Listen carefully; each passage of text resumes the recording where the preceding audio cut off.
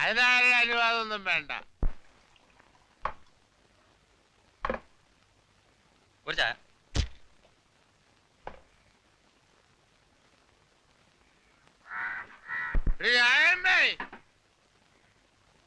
നിനക്ക് ഇവിടെ എന്തൊക്കെ കച്ചവടാടി ഉള്ളത്?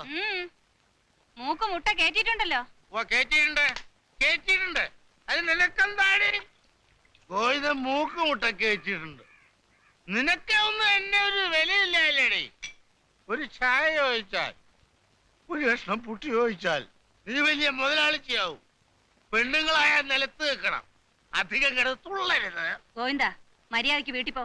ഇത് രാജമ്മയാണ്. അറിയാം, കണ്ണിനൊരു കുഴപ്പമില്ല. വഴിയിൽ മാറി കള്ളു കുടിച്ച വയറ്റി കിടക്കണം.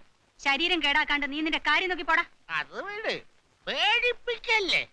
ഇത് ബ്രാൻഡി ഷാപ്പോ അതോ ചായക്കടയോ? എനിക്ക് ഇപ്പൊ അറിയണം. കാശുണ്ടെങ്കിൽ ഒന്നൊരു പെഗ് അടിച്ചിട്ട് പോടാ. അത് പറ, അത് ന്യായം. എടോ നായരെ, തനിക്ക് വേണമെങ്കിൽ മോന്തിച്ച് പോവാൻ നോക്ക്. ഓ, ഒരു ക്ഷണിക്കല്. ഗോവിന്ദ, ഞാൻ നല്ല സ്വഭാവത്തിനെ പറയുന്നേ. കോടേന്ന് ഇറങ്ങി പോടാ. അങ്ങനെ അങ്ങ് പോയാനല്ലേ ഞാൻ വന്നത്. അത് വീട് വേണ്ടി വന്നാൽ നിന്റെ കൂടെ കടന്നേ ഞാൻ പോവും. എടോ പൊട്ടി. എടാ, നിന്നെ കയ്യും കാലും ഞാൻ വെട്ടും.